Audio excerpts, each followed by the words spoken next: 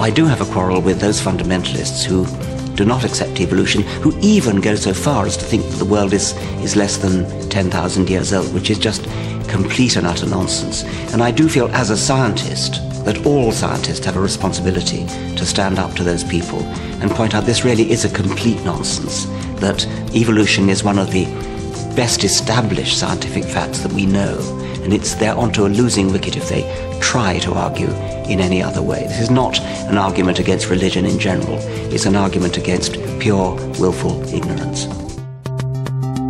There's another chance to see the Raoul Moat tapes Inside the Mind of a Killer, Sunday at 10:05 on More 4.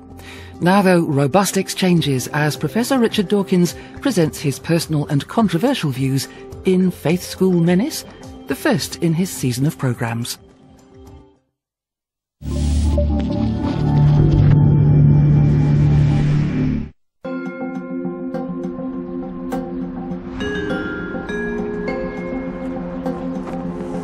Education has become one of the most fiercely debated political battlegrounds.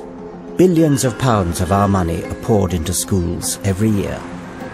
But there's an aspect of education that is rarely questioned, a slow, creeping change in the makeup of our schools. 1/3 are now faith schools. I did. I converted to Catholicism. For the sake of your child? For the sake of my child. If you come to our school, they're very much open minds. What we are trying to indoctrinate is a view that faith matters. Some say parents must be able to educate their child in their faith. Do you believe that parents have the human right to choose the education for their children or not? Others fear this is limiting and divisive. To separate yourself off from the rest of humanity is deeply, deeply tragic. Isn't it time for our society to rethink what is best for children?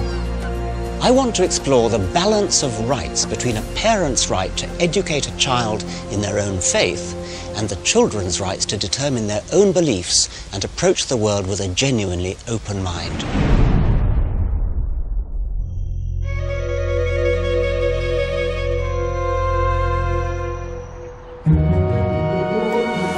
One in 3 state schools in our country is now a faith school, a school with formal links to a religion. These schools have extraordinary privileges. Because 60 years ago, churches provided half the money for their schools, many were allowed to discriminate on religious grounds in selecting pupils based on parents' faith and in recruiting staff. They could also have the freedom to teach their own syllabus of religious education, RE. Today, we taxpayers fund the running of these schools and also pay up to 90% of the cost of building them. But the problem is the churches held on to their special powers in their schools. And then the government under Tony Blair made a decision that changed Britain forever. It oversaw the foundation of over 100 new faith schools, including Muslim, Hindu and Sikh schools, along with 42 academies sponsored by Christian organisations. A big man for a big job. Charles Clark's waited a long time for this. This man was Education Secretary under Blair. Why did he open the floodgates? You could say, well, we're only going to keep it that you have Christian and a tiny proportion of other faith schools. I think that leads you into serious risk of discrimination in relation to saying it's okay to have a Christian faith school, but for the sake of argument, not a Muslim faith school, which I think is not acceptable, and therefore you've got to have the same rule for all. I understand Charles Clark's desire not to discriminate against minority religions. I agree we need one rule for all. But I think the government turned the wrong way. It should have abolished the faith component altogether, not rolled out more faith schools. Now, you can make a logical argument. I completely understand it. In fact, I first was a co-author of a pamphlet about this in 1978, which says abolish all faith schools. But I think you've then got to look at how that relates to what the population as a whole feel about faith schools themselves. Well, you wouldn't have to abolish them, you would just stop supporting them with government money. Well, that's the same as abolishing them. I mean, anybody, yes. You can go. I mean, the net effect of this would be to close thousands of schools. Let the schools remain, but abolish the separation between Catholic, Protestant, etc. No, but you're saying take the money away from a school which has that character. Yes, and but the school could stay. It's got the same building, same teachers. No, I understand, else. but you're taking away 90% of their revenue funding. closing these schools, which I think is the effect of what you say, is something that wouldn't be accepted. But it's their decision to close it. I mean, they have the option. Okay, so I'm Secretary of State for Education, and 4,000 schools are closed by, okay, their decision, not my decision. But as a result of what I have said, hypothetically, waving your big stick, which you've offered me, I don't think that the society would accept that.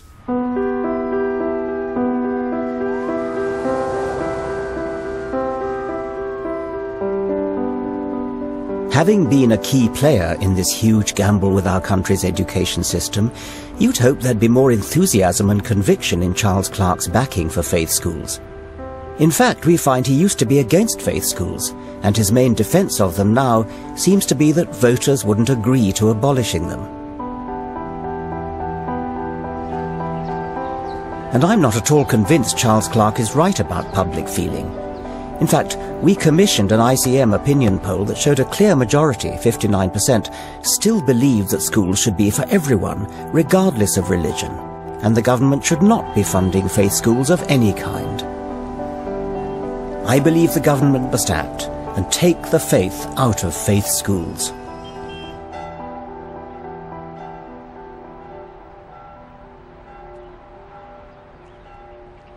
The first and most outwardly dramatic change being brought about by these schools has been a bizarre distortion of parents' behaviour, particularly in the push for primary school places. About 7% of the British population worship in church, but around 36% of primary schools are run by the churches, and they can select pupils on the basis of parents' faith. Parental choice? Okay, let's talk about parental choice. Suppose I'm a parent living with my children exactly here in Oxford, where we are standing now. If we want a faith-based primary school, we've got all these red dots to choose from within easy walking distance. There's St Philip and St James, there's St Aloysius at Catholic school, and there's St Barnabas, another Anglican school. But if we want a non-faith-based school, we've got to go miles, here, here, or here, or here.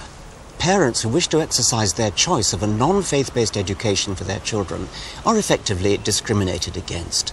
They're excluded from 1/3 of British state-funded primary schools. How do parents feel about this? I've come to Mumsnet. Justine? Richard. Hello. How nice to meet you. Thank you for very coming. much for having me. Welcome to Mumsnet Towers. Mumsnet is a web forum where parents get together online using pseudonyms to chat freely about issues involving their children. I'm here to ask about their experience of faith schools. Slug is saying it's not that we're forced into a choice, it's that we were excluded from state-funded schools because of our lack of faith. It would be unacceptable, of course, to exclude people on the basis of their race, but somehow it's okay if it's their parents' religion. Joe Bounds' son is excluded from all 3 of the local primary schools, 2 Anglican and 1 Catholic, on the grounds that his parents are not churchgoers. Oh God, there's so much going on, I can't keep up. Hang on. If parents don't want their children to be excluded, the other option, of course, is to fake a faith. Our neighbours trot along to church every Sunday, rolling their eyes as they go, all so that their children can go to the local school. Well, we seem to be hearing that again and again. I went to meet one couple who wanted to send their daughter to what they thought was the best school in their area, a Catholic primary. But the problem was they weren't practicing Catholics. The SATs was 100%.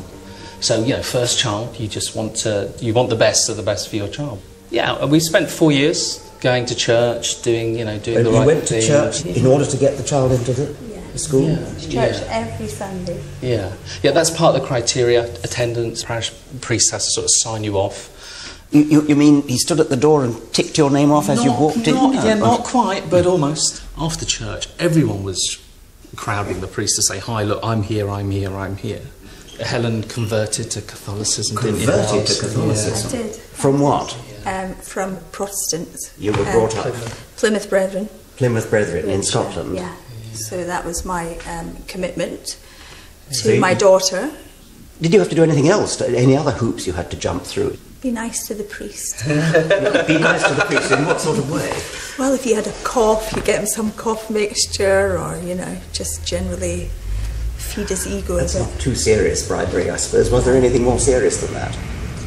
Well, it got to the stage where, you know, it was sort of hinted at that, you know, things like, you know, the church roof needed fixing, and, you know, the fee of £5,000 was sort of bandied about that if you sort of, you know, contributed that amount, your child was guaranteed a place in school. But if you gave £5,000 to the church, guaranteed a spot, you'd get your child into school guaranteed. Yeah, oh, absolutely. Because it's not money to him, but if his church looks like it's getting bums on seats on Sunday, you know, if the coffers are full, he's doing a good job, isn't he? Because he actually said that to me. Oh, it's about bums on seats. We contacted the priest in question. He denied these claims and stated he had nothing to do with admissions, which were dealt with by an independent body. Of other faiths, the Church of England told us that not every admission to their schools is based on parents' religion, and it hopes no parent feels compelled to worship to secure their child a place. The Board of Deputies of British Jews makes no apology that parents must demonstrate a commitment to the values and ethos of Judaism. But why are parents who hold no faith sending their children to faith schools? It seems to be about results. League tables show that of primaries last year with perfect SAT scores, 2/3 were church-run. So what's going on? Are faith schools better? Surely God isn't helping pupils in exams. Through a massive analysis of 500,000 primary school pupils, this man now has the authoritative answer. We could compare children who live in the same postcode, so you'd be comparing houses next to each other. And if you do this and compare children in these very similar circumstances, one going to a faith school, one not going to a faith school, you find actually the rate at which these children progress is very, very similar. There's not much of a performance advantage when measured on these terms. So the kind of upshot of that is that really all the performance advantage that you observe for faith schools is to do with the motivation of the parents, it's to do with the background, you know, their wealth. So the evidence suggests that the idea that improved results in faith schools are due to faith is a myth. It's about the social level of pupils and the pushiness of parents prepared to jump through hoops to get their children selected. Do we conclude from this then that parents are wasting their time struggling to get their children into a faith school? Well, this is what, you're looking at the data that we've got, that's what the conclusion you would come to. It might seem that there's nothing deeply wrong with parents making a pact with beliefs they don't hold in order to get their children into faith schools. A little harmless hypocrisy, perhaps. But I worry that these parents may be unwittingly saddling their children with ways of thinking that are hard to shake off. Our faith school, and their number is increasing throughout our green and pleasant land.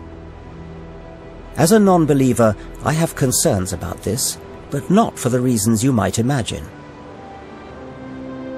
Remember now thy Creator in the days of thy youth, while the evil days come not, nor the years draw nigh when thou shalt say, I have no pleasure in them. Perhaps surprisingly, I'm in favour of religious literacy. As we glide over the English countryside, I really feel that in order to understand England, the village cricket matches, evensong, harvest festivals, the weddings and christenings, you need to have an appreciation of the cultural heritage of England, and that includes Christianity. Equally, if you're to understand our wider world, the Muslim Quran and Hindu Bhagavad Gita deserve study.